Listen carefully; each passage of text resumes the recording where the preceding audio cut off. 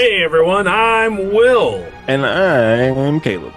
Welcome to the Retrek Review Podcast, a podcast where we talk about every single episode of Star Trek chronologically.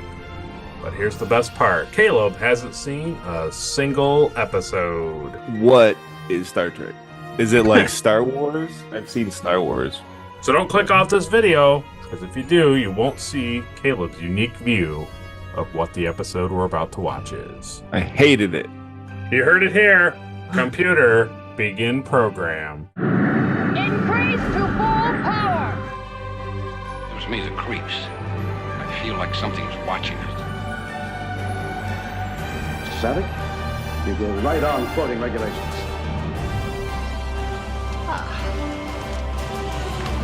Hello, computer. I knew I would.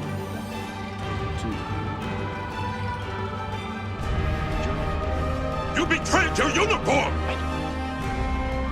Target their cargo hold. Time to take out the garbage. Smooth as an android's bottom, eh, Data? I beg your pardon, sir. Inspires to be better than I Come on, it's gonna be fun.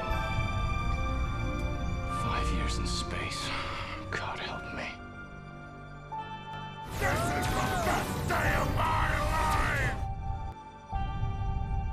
A phaser? You didn't use it? Swords are fun. Program complete. Enter when ready. Welcome back to another Retrek Review, where each week we talk about Star Trek. And this week we're talking about episode 17 of Star Trek The Next Generation, and that episode is entitled When the Bough Breaks. It originally aired February 15th, 1988.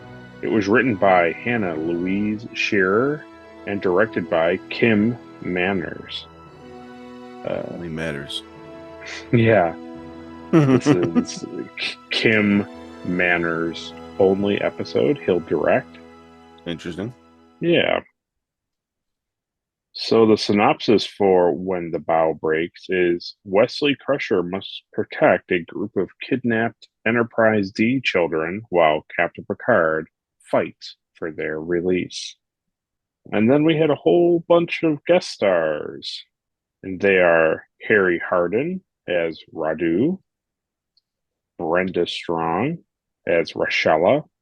And Brenda Strong is in a ton of stuff, but she's probably most notably from that Seinfeld episode where she doesn't wear a bra and Elaine is mad at her. Her name is like Sue Ellen or something. Oh, yeah. Yeah, Wow, that's funny. it is. Yeah. Then Jandy Swanson as Katie, Paul Lambert as Melian, Ivy Bethune as Duana, Dirk Torset as Dr. Bernard, Michelle Marsh as Leda, Dan Mason as Ackland, Philip N. Waller as Harry, Connie Denise as Toya, and then Jessica and Vanessa Bova as Alexandra. So twins played the little girl. Oh. Yeah. So that was the introduction. But before we move on to supporters and YouTube comments, let's go over to Caleb and ask Caleb what he thought of the episode. Well, what to say? It's not as bad as last week's episode. I agree. It's not very high up on my list, though, for the season overall. I thought the concept was interesting of an alien race just like taking kids and not really understanding that like humans have like affection for their children. I thought that was Right. kind of an interesting. That could have been an interesting story beat. It just every step of the way, it just kept like falling apart for me. Just like I don't know. Every time that they kept like trying to set up like that there was something else going on this planet. Mm-hmm. Because I remember when the main guy was like Oh, soon you'll come to realize that just like us, you have no choice. But Oh like yes, they do have a choice. yes. And he made it sound like there was like a higher entity like controlling them to do stuff, but like that never Yeah, really like happened. right, like the custodian was forcing them to do this stuff, but then the custodian didn't do Yeah. much of anything. Didn't really do anything. And, Brain Boy Wonder never really asked anything important to it. No, It was he like, didn't. here's all the information for the entire planet. You can ask it anything. And he's like, show me the children. And it's like, here's the children. He's like, excellent. Well, anyway, I should probably get to bed. It's Yeah. like, dude, and then when he's like, hey, what's through that door? Is that the power cell? Because like computers need like maintenance and stuff, and it could probably be bad. And she's like, no one's ever been through that door before. Like, oh my God. Yeah, just kind of culminated to just a bad episode overall. It was one of those things where it was like, as soon as like Picard and Beverly came down the last time, and Beverly's like, you have radiation poisoning. And they're like, no, that's impossible. Oh yeah. And then they're like, well, maybe, because I have been feeling pretty sick lately. And he's like, no, it's impossible. The liars. And then it just like ends with them opening up the door to the computer, and they're like, I see how much of a fool we've been. And it was like, how does them seeing the computer inside the room, how does that prove the radiation poisoning, the hole in the, I was just like, I don't understand. I don't understand this episode. It's just kind of like, I think it shows like that thing was like is leaking it not supposed to radiation be or red? something. Is it not supposed to be red? Is that the point? It's not supposed to be bright red. But I the bel reason that there's radiation is because of the shield to hide them from view of space, put like holes. They put like holes in their oh my. atmosphere. So like that doesn't correlate with like the computer being red to me, but I don't know. It's just one of those Star Trek convenient ends where it's like, oh yes, please help us. We've been a lot stupider than we've realized, Picard. And then they fly off into space, It's like, well, that wrapped up Yeah. very this whole buildup of like, oh man, how are they gonna get their kids? They can't beam on the planet. They can't get close to the planet. They shoot them 3 days, away from the Yeah, yeah. planet. And then all of a sudden it's like, oh yes. Wow. We really almost screwed up on that one, huh, Picard? Like, so let's see. Yeah, I'll just keep it in the middle, I guess, on this one. Roddenberry. Yeah, Okay. like bottom, Like bottom. Yeah. like half a Kaplan, or do you? If there's like a line Yeah. between a Kaplan and a Roddenberry, it's like right on the line for me. Yeah. So yeah, so half a Kaplan and half a Roddenberry. Yeah. It's a Kaplan berry this week. Yeah, I don't really know what the basically somehow the power source for the custodian was destroying was giving them radiation poisoning. I don't So know. They never explained anything. That's most of my problem for this episode is like they don't even explain what the custodian is, who built it, how it, you know, right, right. was this like in the 80s? Was this an episode that was supposed to be like a commentary on like computers being like It's bad for society or something? Like, yeah, I think it's supposed to be like it's kind of like what the kid says in the beginning, like, ugh, calculus, what's it like nobody uses that. What's the point of it? And I yeah, think that's the kind of the point of the episode is like just because you don't want to learn things or don't care about things doesn't mean that you shouldn't investigate and like learn for yourself. And that's kind of like the point is like they were so technologically advanced and so well in the arts and all of these things that they just didn't care about anything else. And so that was getting them in like kind of in trouble. Like it was causing problems. Yeah, but it's funny too because when she told them that they have radiation poisoning, they're like, our scientists and doctors haven't found anything. And it's like, well, I don't know. Sounds like you have really bad scientists, and I don't know. I feel like that was just a straight up lie. Yeah. Unless the caretaker itself is also their scientist and medical advisory too. Which it could be, right. Which kind of seems more likely because they just straight up really don't know anything. If it didn't involve like basically like forms of being creative and like art, they didn't know anything. Yeah, that is true. That is true. They're just commentating that like as a society, you can't just like let go of the hard stuff and the boring stuff because it's not fun. Very true. Thanks, Star Trek. Yep. And then also they got, the sly ozone layers being depleted commentary as well. So yeah. I think this is something that happened in our planet millenniums ago. Right. Well, she says the 21st century. Kidnapping. Yeah, Beverly says the 21st century, so that's the future to them. We are living in the 21st century, but that's the future to these people. So don't worry, everybody. We fixed the ozone. It's all better now. Thanks to Star Trek. It's all better. People are still taking kids, though, so they haven't figured that out. Well, yeah, kidnapping and the common cold and the flu, that stuff, we haven't eradicated that yet. Well, now we can move on to supporters in YouTube comments. And the first thing that we're going to do is we're going to thank Ed Mark Starr for being a Patreon member. We appreciate the support.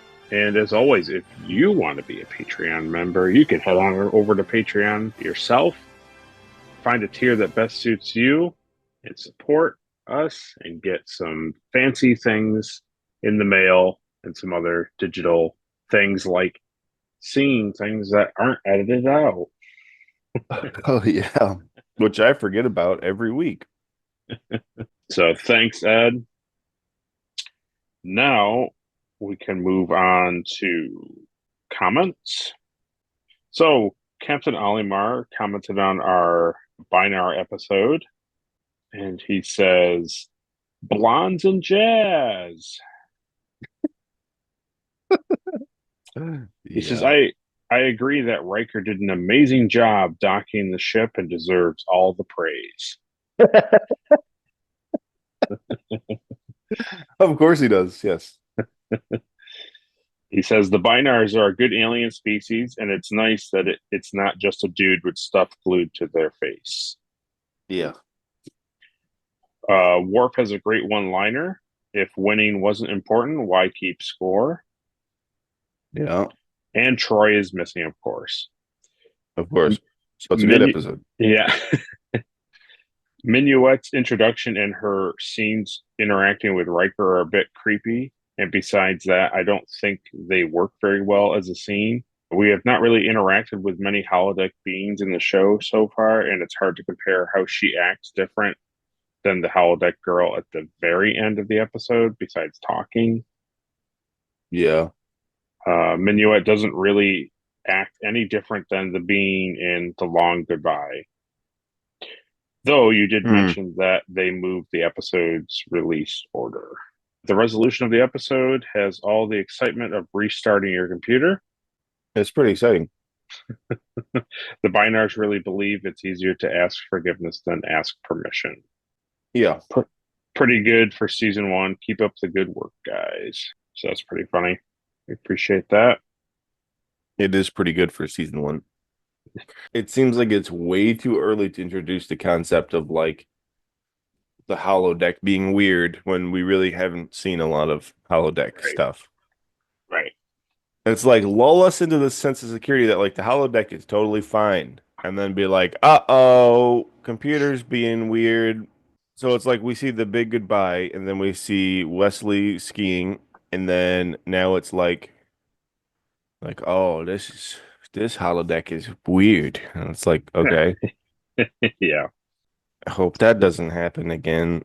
Okay, next we have a couple comments on our Too Short a Season Cat podcast. And Chris Riker says, what does it say about an episode when the most exciting thing is the TOS phaser on the wall? Yeah, I saw that. That's pretty good. And I feel bad that I was so bored by the episode that I did not even see that. So I'm glad he pointed it out because I'm like, cool. Okay, next we have another comment from Captain Olimar on our Too Short a Season podcast. He says, I'm Johnny Knoxville and welcome to Jackass. Yeah. He says, that old man makeup is awful. I'm glad Caleb brought up Jackass. It's what I thought immediately. Mm-hmm. I agree with Will that this is the worst episode that's not sexist or racist, so that's notable. Yeah. Season 1 Next Gen really is a TOS season in many ways. Never seen a crazed admiral before. Yeah. No. Picard was hitting his personal relaxation light too much to notice the admiral becoming young and crazy. I liked Caleb comparing Gene and George, and that Gene was stuck in what interests him and really couldn't expand his ideas. Episode 1 is not a great movie, but it sure is fascinating, and it's much different than A New Hope. Yeah, that's a good point.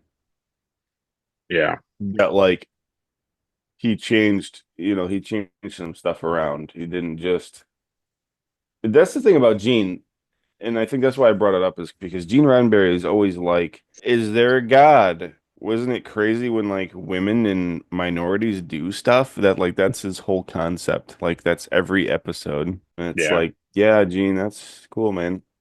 Also, Caleb brought up that the stakes of the episode are non existent. It sure is hard to enjoy the show when the drama is so boring. And this isn't the first time.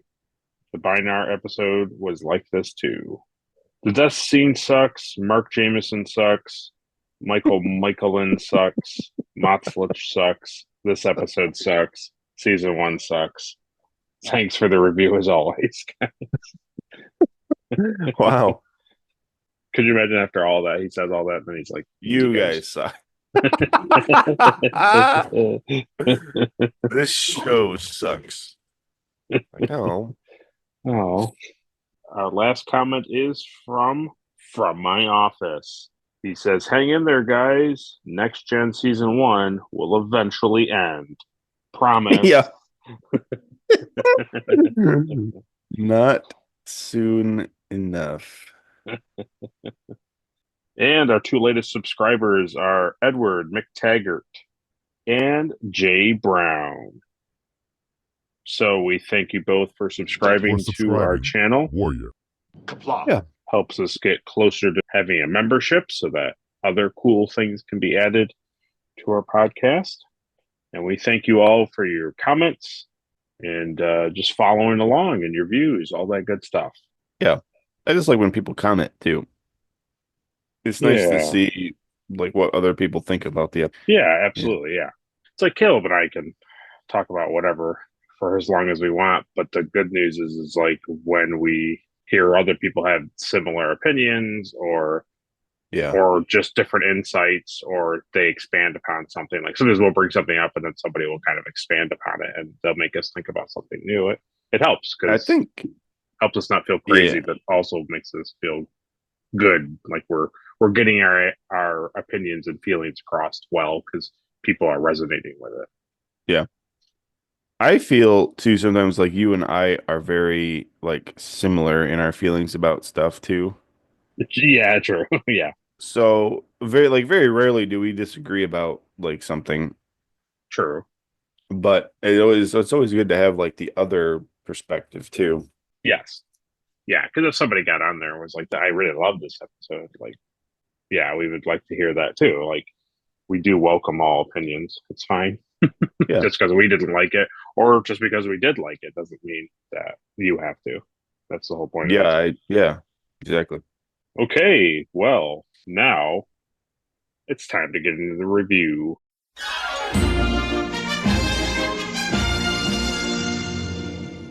Yeah, so we start and with the description that Riker gives about Aldea. Oh. Other than that description, I was thinking, other than it being self-contained and having the ability to cloak the planet, like, doesn't he basically describe like Starfleet? He's like, it's so technologically advanced and they have ways of just letting them focus like on the arts and doing all these things, and they're just like their society is so perfect. And I'm like, isn't that what we're supposed to believe about Starfleet? Like, No. Mm-mm. Yeah, and also like, how did the rumor start I don't know. Yeah, I don't of know. this planet? If this planet has never made contact, how would the rumor have started about this planet, this mythical planet? It's almost like, like freighters and traders and stuff like that, like, you know scan distortions or other visitors came and they were like, oh yeah, all this wonderful stuff. But like, I think there's a line in the episode where they say like they haven't seen people in such a long time or something. I honestly don't remember. Yeah. But I did think it was kind of silly that this mysterious planet of myth suddenly appears. These people beam aboard. They give like a cornucopia of flowers to Picard, and then they Yeah. beam away, and then quote unquote sort of abduct Riker, Troy, and Beverly. And then Picard Mhm. is just kind of like, all he feels, like his whole reaction to it is like dismissive fascination. Yeah. Mm-hmm. And I was like, Like, oh, those were interesting choices. yeah. I was like, I think I'd be a little more alarmed that these guys can just bypass your shields and that they can board the ship and take people. Yeah. Also, they're not really supposed to be real. Like, he believed that they were fake. Like, this was Yeah. just a myth. Yeah.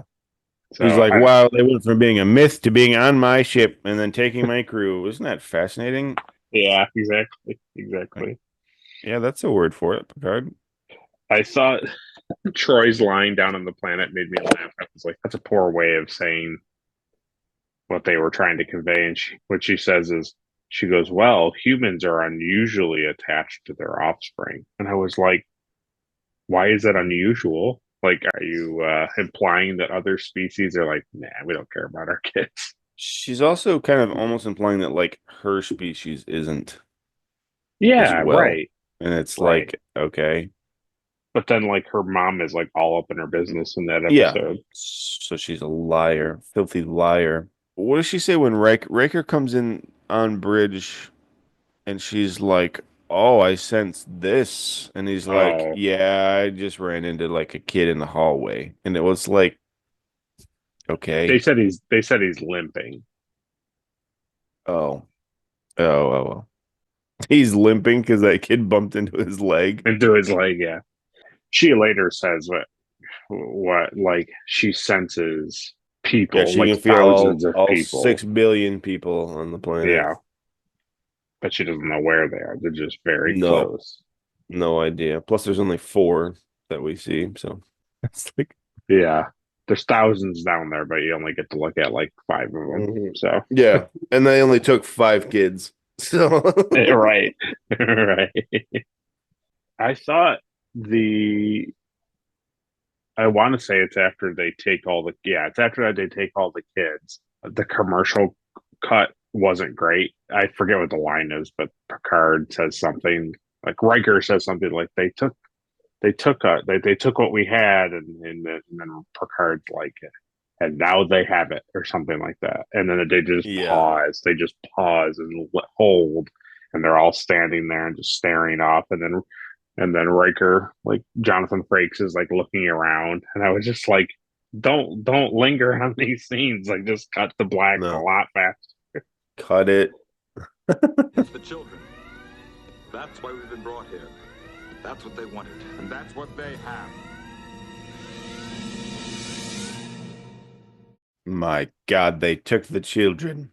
And took the children they have. Oh man. Tell me they didn't take Wesley. Oh please, oh please. Ah. Shut up, Wesley. Yeah. The last Who am thing I going to yell at? Yeah, the last thing I said to him was, "Shut up." Shut up, Wesley. That's all right. Immediately, as soon as he gets back on board and everything's fine, he yells at him again on the bridge. So it's great. So, absolutely. what the hell are you? Why aren't you with your new family on the planet? The really funny thing to me too was that scene with the parents and the conference room. Like, I liked the scene that all the parents were in the conference room. Like, it was cool that they put all these parents in there, and Picard is like trying to, keep them calm. Yeah. And they're rightfully upset, But the thing that this is the thing, and you're going to say the same thing, is that so Alexandra's mom, Toya, has an understandable outburst in the opening scene. Yeah. But then shut up. Like, her outburst is like weirdly handled because Beverly's like, don't give in to fear. It's like, what? And 4 episodes ago, Beverly had many outbursts about Wesley being like sentenced to death on the planet. So, right. Oh man. Yeah. I just like the rest of it was kind of okay. It was just like that line to have Beverly be like, no, don't be like that. It's okay. Like, everything's going to be fine. Like, you have no idea. Also, why wouldn't she be fearful? Like, they just literally took their kids and they have no way of getting them back. Like, that's a pretty good reason to be upset and be fearful. But then for her to also say, like, we knew what we signed up for when we joined with our families. It was like, I guess I didn't really know that I was signing up for the potential of like my family being like kidnapped at any abducted. Yeah, right.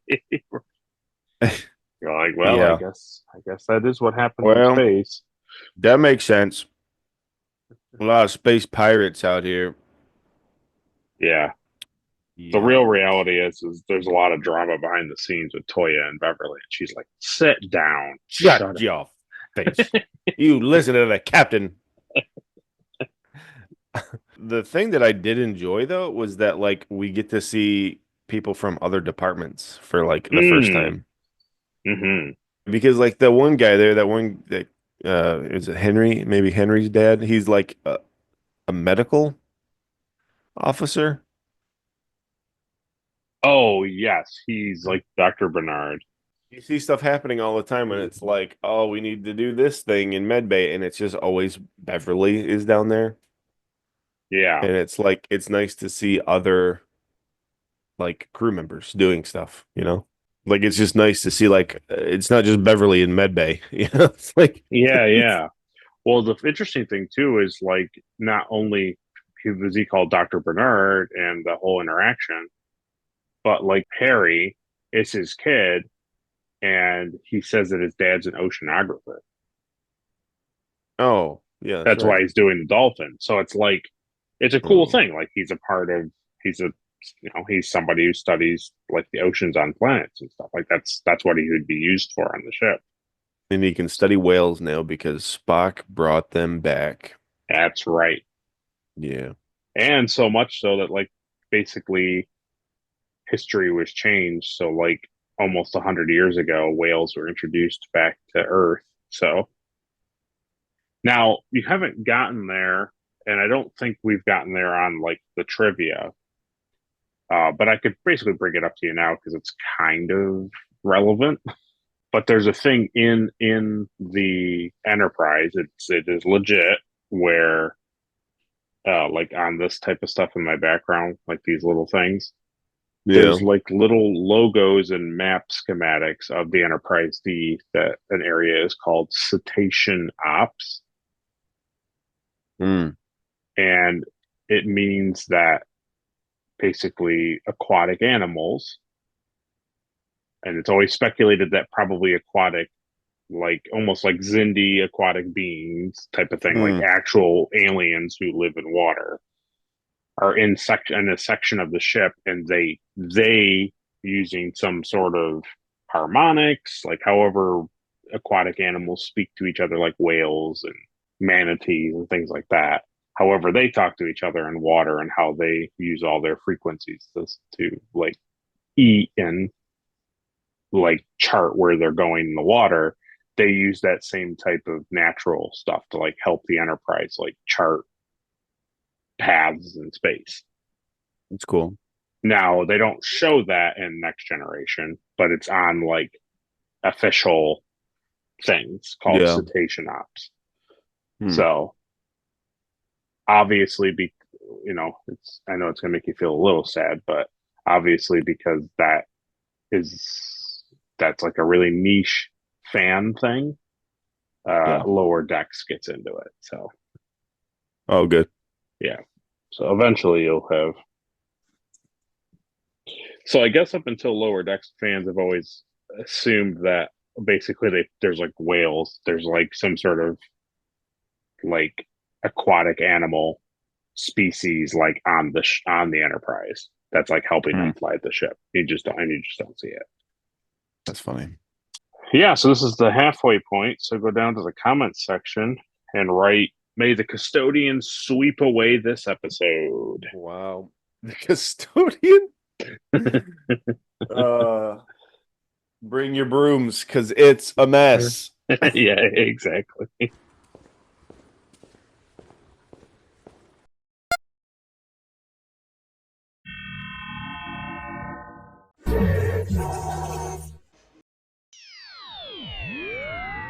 So Picard with the Starfleet regulations bit was pretty good with Data like not understanding. He's like, I don't that regulation know. doesn't exist.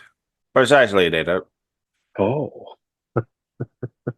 I did think that the Beverly Wesley scanning scene was like kind of pretty good, but like also kind of cringy. It was like a mix. Yeah. It was so it's just so forced, it's so like yeah, that's a good way to put it. Yeah. Like explain to the audience, like, oh, you have to zoom in to show them she's handing him this thing, Yeah. And it's just such bad acting because it's like if you're really trying to like covertly do that, he like looks at it and he's like, oh, gotcha, and he like puts it in his pocket and then Yeah. very blatantly like walks around her Yeah. and then like walks back and he's like hands it to her and he's like, got it. But of course she's so stupid that Yeah. the custodian didn't tell her what was going on, so she doesn't know. She probably even sees them handing it to each other and she's just like, I don't know what that is. The funny thing that you can't see is that from like where the camera is, that's all a mirror. It's just a big mirror on the wall in the bedroom. Yeah, that's funny, man. That's a really good way to put it. Because I was like, I like it. I like that they're being like coy and like, getting this done. Yeah. And like the kid is just immediately, like Wesley's like immediately playing along and like not being a dumb kid. Like, and I like that. And then but it was like also, like you're saying, he was just like, got it. Oh, wink. It's Lando's nod to Luke Skywalker on the skiff. That's what it is. Very blatantly, like, yeah, it's pretty good. It's just funny too because he was like, "You're not gonna see your kids. We're not gonna give into emotions." Yeah. And then Beverly's like, "Well, I'd like to see my kid, and he's like, all right. What harm could befall from the doctor being able to talk to his son in private? I feel like it's Nothing. like a Saturday Night Live skit or something. Remember, it's like the guy where if you ask him, no, it's Austin Powers. Oh, you ask him 3 times. Ah, third time. Oh, it's Will Ferrell. It's Will So Ferrell's yeah, it's character in Will Austin Powers. Ferrell. Like, no, I will not tell you. It's like, dang it, 3 times. Okay. So, Dr. Evil. Exactly. It's really like that. I hate, what is he? I hate being asked the same I question hate three being times. asked 3 times. And that's pretty much what this guy does. They're like, can we see our kids? He's like, absolutely not. You're not going to see your kids. They're like, but we'd really like to see our kids. Can we see them? And he's like, no, stop asking. We're moving on. And in fact, you're going to enjoy all of the gifts that we're going to give you. And then they're like, got it. But can we still see And our kids? And he's like, Beverly's like, can I see my child? He's like, 3 times. Yes. Yes, of course. You may be permitted to see your child. I grow tired of these questions. I forgot about Will Ferrell in I think that's the second Austin Powers movie. it is the second Austin Powers. Yeah. It's good. I did. It's really good. I did like the repulsor beam pushing him away. That was cool. And I thought it made the stakes a lot higher when Radu contacts the ship and he's like, you can come back and we'll do a nice technology trade, but like if you keep this up, like we will literally throw the ship so far away, but by the time you get back, your kids will be grandparents. And I was like, it's crazy. You're like, whoa, that's whoa. Okay. But also, like, you as the crew would also be dead, so like you wouldn't know that they're grandparents.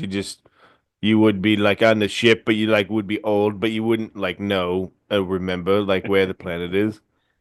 They'd get there. So and don't do it. Don't do it, and don't ask me for the third time if you can have them back. It's like apparently all the dumb kids that they did take would be left on the Enterprise running it when they get back there. We want our children. Yeah. Yeah, it would be. It would be. Oh man, that's funny. Maybe that's the real representation of the Enterprise ship, that there was only like 7 really like smart kids. Gifted, just a bunch of rocks just walking around. Yeah. Even that Vulcan kid we saw early on, he's just an idiot. He fell down, so idiot. More. Oh no, wait, he didn't fall. The other kid illogical. Oh man, it's kind of like what you said. Like overall, it's an interesting plot, but I don't know. It is. It's just every single layer of it peels more off. Yeah. So you're left with just this, like, wow, this is kind of stupid. Yeah, I agree. Well, sounds like it's time for trivia. Oh, not again.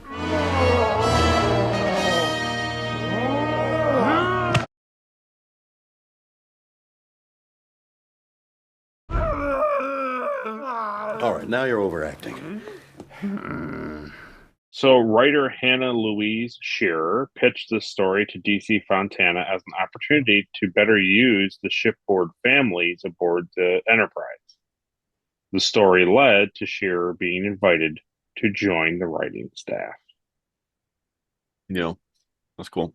Mackenzie Westmore, daughter of makeup supervisor Michael Westmore, was featured as Rose. And Rose is like the curly black-haired girl that like goes up to the teacher in that scene, and all of a sudden you like one of the kids in the background gets teleported and she turns and then looks back at the teacher, and then she gets transported.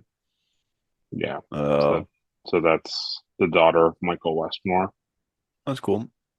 Yeah. And then Will Wheaton's sister, Amy Wheaton, and his brother, Jeremy Wheaton, are featured as Tara and Mason in this episode. So they're 2 kids that are also in the group, which is funny.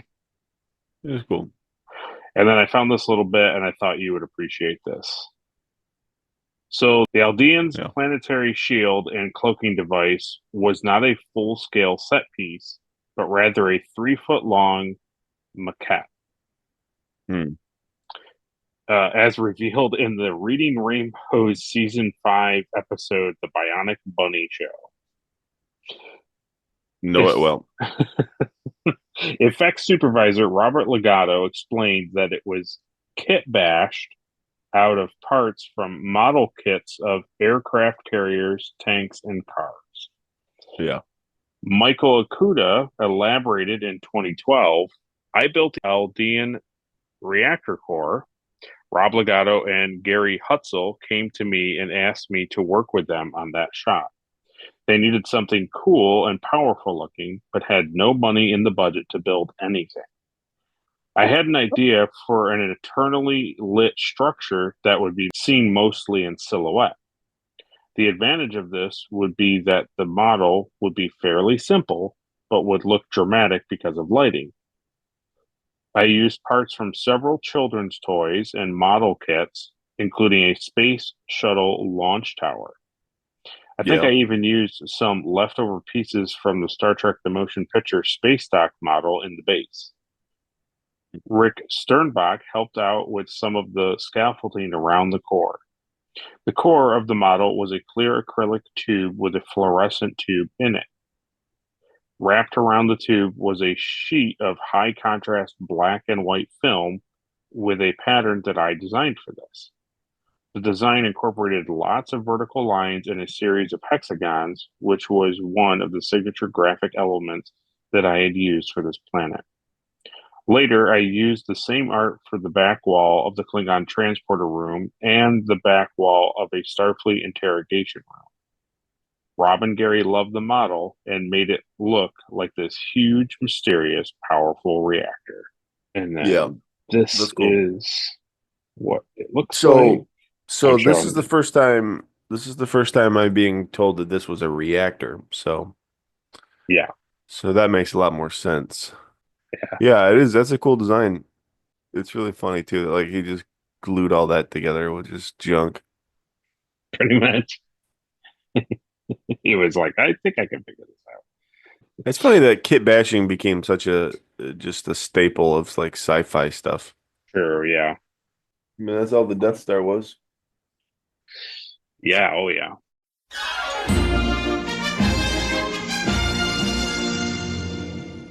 Yeah, so we come back from trivia, and I did actually like Picard with the kids at the end when he comes into the thing, and they're like, Captain Picard. We knew you'd come. He's like, shut up, Wesley. It's not over yet. You're right. Yeah, I like that like Harry comes up to him and he's like, hey, if we have to stay, it's okay. Just tell my dad I'm sorry, and like I miss him. And he's like, you'll tell him that yourself, Harry. So what was Wesley's plan? Was to just starve themselves to death, and then that they would just like be forced to like get rid of them. That was his plan. Right. Well, basically, okay. So the Enterprise has no power over them. Like they have no position and no means to like get the kids back, because if they put up too much of a fight, they'll propel them away, 70 years into like away from the planet. And they cloak like that's it, you're done. So Wesley just knew that like the only way for them to maybe consider what they're doing, or maybe hear out the other people, is like, don't enjoy the things that they want them to enjoy, don't eat, don't do anything, so that they have to basically be forced to reconsider what they're doing, because like now the kids are actually revolting. And that's why it shows that scene with the woman comes in there, Rochella comes in, and it's like, no, she's not gonna go like hang out with you. Even like the youngest, most influential kid is not going to. Like, she came in that room pretty mad too, like immediately, like, what are you all doing together? And it was like, I thought we could do anything we wanted to do. I thought that was, you kept telling us like, you don't have to do anything you don't want to do. It's like, well, I want to be with my friends. Like, no, you're not. You can't all be conspiring together, you stupid children. Don't worry, one day you'll all be having sex. Yeah. because that's basically the point, right? Like Yep. yeah. Yep. So It is. cool stuff, cool It stuff. is. It is just such a stupid concept. I talked about this before we were recording, but it's such a stupid concept of like you have this planet of people that've been around for generations and generations and generations. And now they're like, "Oh, we can't like produce children anymore and we're all dying." Yeah. So like, a normal society would just be like, "All right, well that's just, that's the end of an era. That's the end of our society." But like, so they're going to kidnap technically alien beings Yeah. to come and then have children and then continue on, but it's a completely different lineage, a completely different race.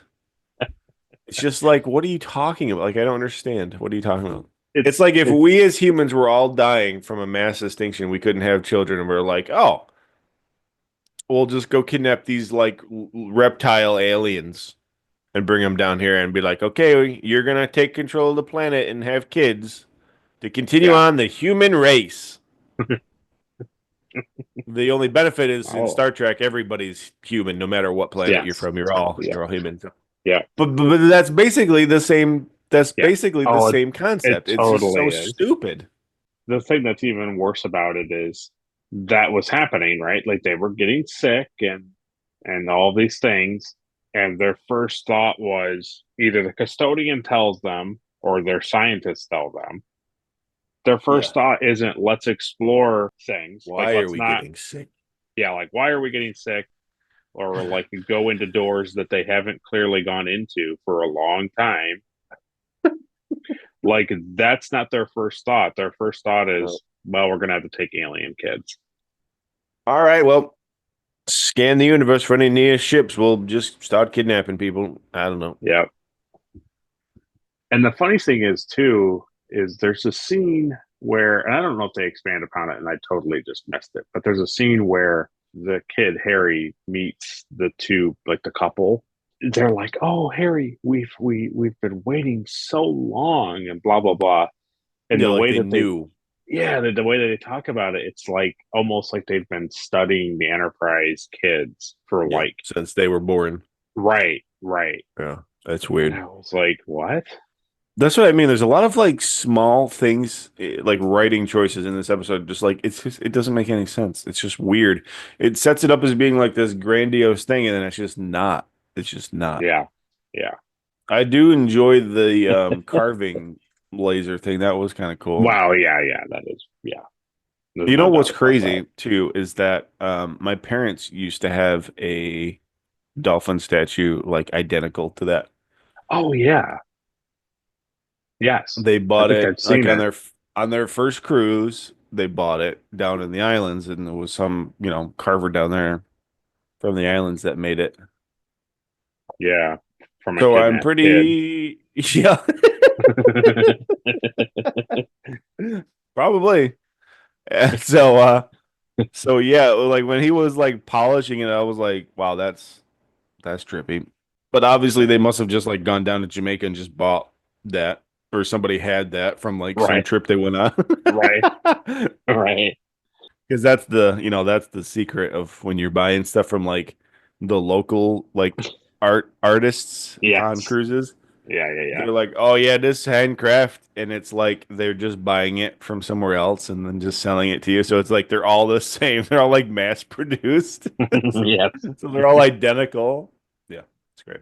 So I know we've touched on it a lot, but what in just using in comparison to other episodes of Star Trek that we've watched, what do you think of the ending? Like, how does the episode end for you? Everything in Star Trek always builds to a fast ending. It's always like this major issue. It's really bad. And then it's like, hey, this thing. And they're like, wow, you know what? We never thought about it from your point of view. And they're Right. like, see? And they're like, oh, yes. Thank you so much, Enterprise, for everything. And they're like, you got it. Dan, dan, dan, dan. And that's, the ending. Yeah. Yeah. And that's pretty much what it is. It's like drama, And then it's Yeah. like, hey, we resolved it. And then it's like, all right, now we're on the bridge. Something funny has to happen. Credits. That's every episode, pretty much. That's a good point. That's a good point. So for me, it's just the same. Like it doesn't like I can't compare endings because they're No, all it's the fair. same. No, that's fair. They're all No. the same. I Yeah, do I don't. miss endings where they would take a jab at Spock and Okay. McCoy would laugh about it. Like that I enjoyed because I enjoyed the Yeah, that dynamic dynamic. between the three. Yeah. But I don't feel that yet. Like everybody laughing at Picard because he has like a tribble on his back. Yeah, whatever that thing was. I Yeah. don't it's like okay. And it's like they're laughing at him for like getting a flower from like the little girl. It's like it should be like this nice moment, like Picard's kind of softening to like children, and they're just all Right. just laughing at him Right. to the point Right. where like Geordi can't even fly the ship because he's so Right. Yeah, comically just gobsmacked by it, you know? I think that's like yeah, it's a good point that like instead of it being like, oh cool, it's more like they're laughing at the fact that like he's still like irritated and can't handle children well. Yeah. The only reason I brought it up is because I thought it's like, okay, they shut down the computer thing, the custodian, or at least Yeah. disable it. They show them the Uh-huh. room, which, and you made a good point that like they don't really explain really what's going on. No, like I didn't know that was a reactor. So like the fact that that was a reactor and it was bad and leaking radiation for years, like it makes total sense. But Right, again, right. these are questions that Boy Wonder could have been asking the computer since he was in gave permission third degree Yeah, like level 3. Yeah, yeah. level 3 clearance on this thing. Nothing. Nah. Hey, custodian, should I wear this sweater to bed or should I not wear this sweater to bed? I'll wear it. Okay. You got it. Show me where the children sleep. Show where me where the kids lay. Like, what? And then she's like, okay, we're not gonna ask where all the kids are. We're not doing this. Yeah, I know. Like, all right, move on, Wesley. We have important things to get to. And he's like, okay. And then that was the end of the scene. They just cut and they're just eating like food. We have much more important things to get to, like eating. You're not eating a lot. Like, yeah, we don't need a lot of food since of all the radiation. I mean, the sickness that we don't know about. Yeah, we have a loss of appetite. We don't know why. Children Custodian. will fix that. We have more important things. Okay. Custodian, how would you go about making the world's most delicious mac and cheese? Oh. Oh, wow. A cup of pepper jack. Never would have guessed.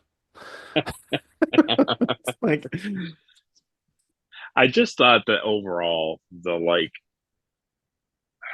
I like the fact that they do the whole thing where they're fixing their planet and all these things, and then the kid comes up. I just thought that like the resolution of the episode was a lot better than we've seen in the past. It still was very much like we did it, folks, and the music plays and they fly away. It's not that different from it, but I liked the fact that there was just a little bit more like tying the strings together just a little bit. it was a little different in the way where, like he said, it actually showed more like progress with them, like talking to it wasn't just like, oh, look at your reactor's broken. Anyway, see you later. Right, exactly. I thought that was pretty good. Like when Picard comes in with all the kids and he's like, what is the meaning of this? And he's like, hey, beam the children. Oh, yeah. Like, that's pretty good. So the really funny thing is to touch on before we move on to everybody's favorite part. The thing that I don't know how you feel about it, and we don't have to get really deep into it, but it was funny. The couple take Harry, and they're like, "No, it's okay," and he's like, "Oh, all right." And I think her name was Katie, and she's the one who plays the music. She's playing the music on the ship, and then yeah. And it's like, okay, you're gonna go with Melanin or something like that. Yeah. And it was just like, it's just this really old guy with this little girl. And I was like, yeah, no, it's totally fine. And I was like, nope. Come on, Katie, we're going to play beautiful music together. Yeah. And I was like, and it's like, yeah, okay, like I don't have to make everything's not cancel culture, but it just was so uncomfortable. So It was. uncomfortable. I had the same thought. I do kind of like the reveal of like the children being like not really Yes, happy, and they're yes, just kind of like, oh yeah, I forgot about their emotions. yeah, like the scene where Harry's like, he's like, yeah, my dad's an oceanographer and blah blah blah. And he's going on and on about Oh, dolphins. He's explaining never they're like, mind. He's dead to me now. right, yeah, yeah, Sorry, I shouldn't talk about dad. Dad. the dad, yeah. Yeah. Oh well. Well, that was the review, but before we conclude, let's do the thing everyone's been waiting for. Hates. Oh.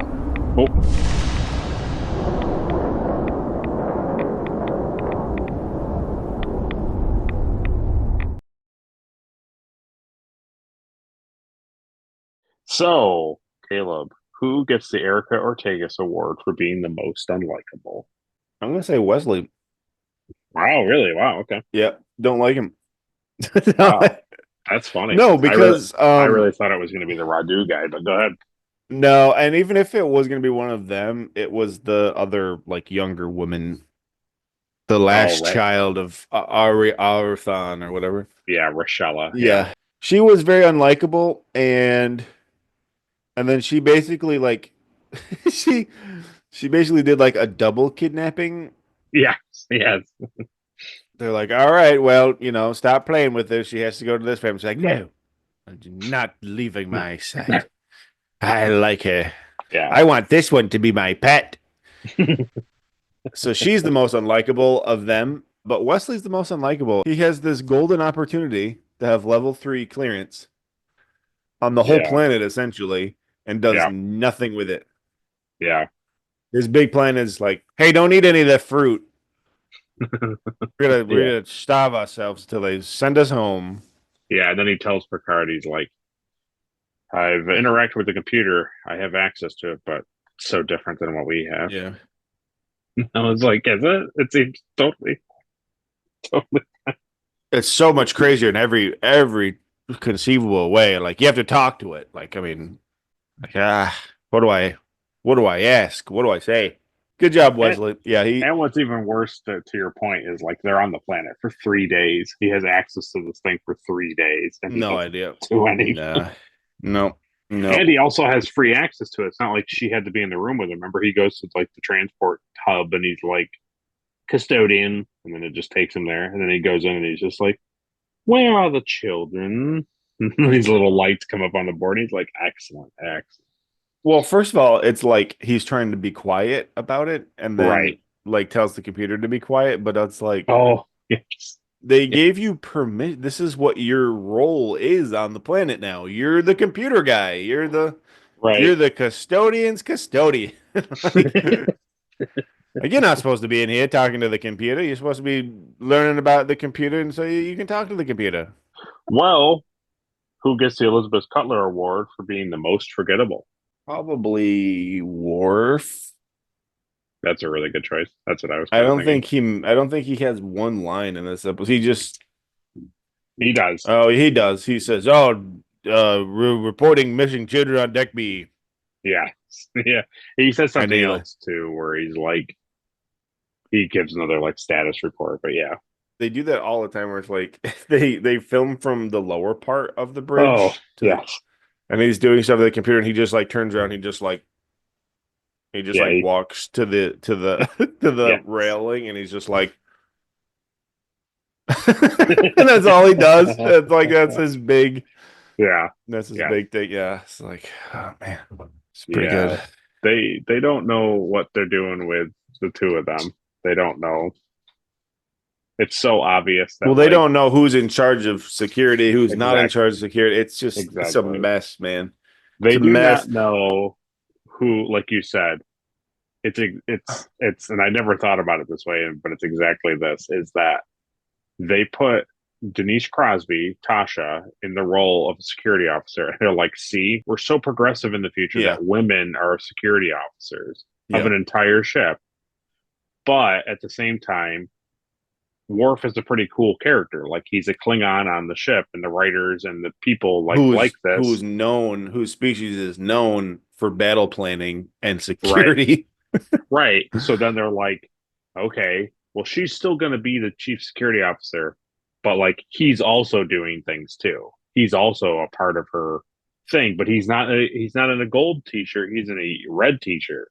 Yeah, So it's like, but he's got the sash. So right. It's just it's so funny that like it's so obvious that they want to use Worf, but they yeah, can't get rid of Tasha. They can't like write around Tasha too much. Otherwise, it's like, well, who's the security chief? Is it him or is it her? yeah, and he's always like the first one to draw his phaser or run into a situation. Right, exactly. Yeah, it's really stupid. It's so funny to me that like, so you're coming off of TOS. Yeah, You have this perfect cast, this perfect crew. Everybody right. has their own specific role, Yes, and it works very well. yes, And then Roddenberry's like, okay, we're going to do another show. And immediately it's like, I don't have a chief of engineering. nope. I don't have a specific security person. I don't have a Yep. like a direct comms guy. I don't have Right, it's right, Riker's number one, basically, and right. all three of them sit in the same, almost on the same captain's chair. They just sit next to each other. And then you Yeah, got Geordi, he's the pilot. And you got Data, he's in charge of like comms or something, right? yeah. He's operations, but yeah, Yeah. So Worf is basically like he operates like the science station and he's also second security. And then Yar just kind of stands up there.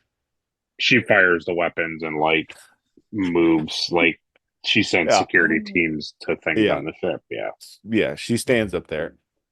And then Right. Yes. Yeah. you don't have anybody in charge of the transporter. It's always like one of the main cast is always running down there to use the transporter. Yeah. It's just like, how do you not?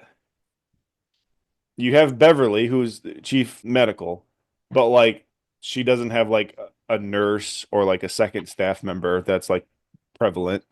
Nope. It's just so weird. It's so weird. It's like you had the concept, you Yes. had the formula. Why are we breaking the formula? Why are we? It's just a mess. When I look at the bridge, I think that's why when we were first talking about like the differences of like the bridge, that's why Yeah. I'm not a fan of the bridge because the bridge to Mm. me is just a mess. It's just chaos. It's just there's too many chairs. Yeah. There's two chairs in the front that are so spaced out far apart from everything else. Everything is just so it's huge, but yet Yeah. it's Yeah. just so like cluttered with stuff. And there's people up there that don't really do anything, and nobody Right. knows their roles. It's like it's so weird. And it must get better. Like it's just weird. It's just weird. Like obviously the bridge doesn't change, but they definitely get a lot of that stuff that you're talking about, like squared Yeah. away. They get a lot Blend of that down. stuff squared away. Yeah. It's one of those things like you can kind of let it slide because like first of all, this is the first season, but also like this is the first voyage Yes. of this crew. So it's like they're kind of figuring things out. Yes. It's almost like my brain kind of allows me to be like, okay, so Worf trained in the academy to be security, but like Tasha Yar is like chief security, and she was Right. like selected by Starfleet to be. Yeah. Like And Picard so you put have her all in these that people. role. It's like Yeah. me and John. It's like me and John are both engineers, Yes. but like one of us does a little bit more like engine Yes. Yeah. maintenance, and the other does like other jobs too. It's like Right. Right. that's kind of how this crew feels. Is like everybody has like two specialties. And they're like, well, if they're Yeah. not using this one, they're using the other one, you know? Yeah. Yeah. Yeah.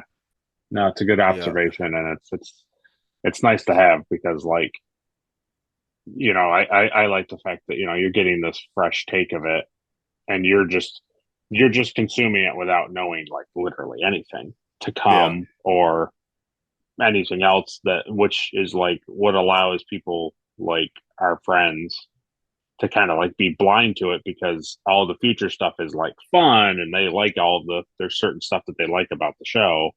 Yeah. So a lot of the like, this doesn't make any sense. Why is this happening? It's like looking through something with nostalgia eyes. You know what I mean? Yeah. and you watch it and you're like, I love this. This is great. But then when you go back and like purposely study it and go episode to episode and like really tear it apart, it's like, oh well, there's a lot of gaps here. And I think the thing for me too that makes me feel the way that I do so much is because, my first show was Enterprise, and that was very specific. Every person had a role. Every person had a station. Yes. It never changed unless there was like an emergency. Right. Because that's how a ship should function. Everybody can do every role on the ship. Yes. In an emergency. They should all be trained to do every role on the ship. Yep. But they have a specific station, Yes. Yes. So Enterprise is like that. Strange New Worlds is like that. Yeah. TOS is like that. In theory, into this it's like that. Yeah.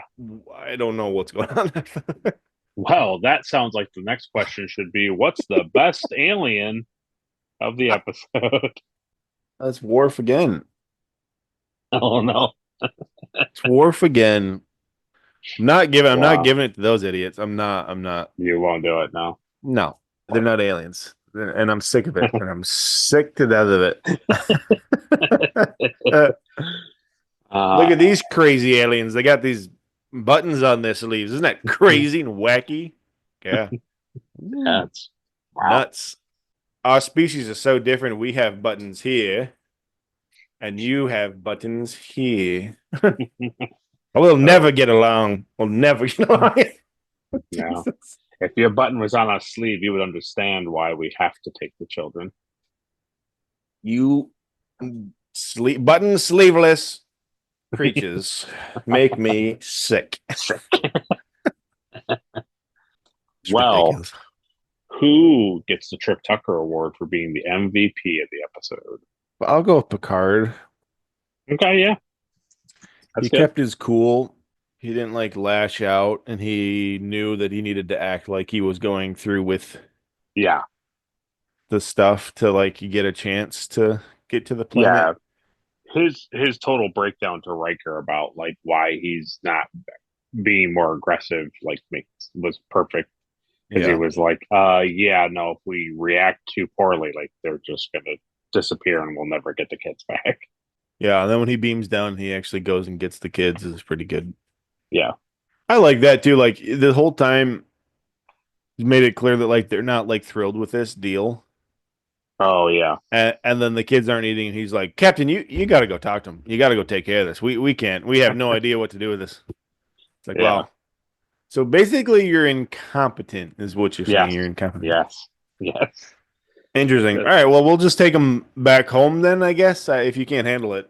We were like, listen, we gave them Insta-sculptors and thought music machines, and they just refused. They're not accepting art, so we don't know what to do with them. So, f*** them. My favorite dude was, they were like, what's a dolphin? And he's like, oh, it lives in the ocean. It's like a fish, but it's not a fish. They're like, oh, yes, we used to have fish before before the sickness. But then they have perfectly healthy bananas and fruit and apples and stuff. Yeah. So that's all. Yeah. Those things still grow. Oh, yeah. Why would they? Laced with radiation. Mute fruit. Yeah, exactly. So next is the Spock Award for the best line of the episode.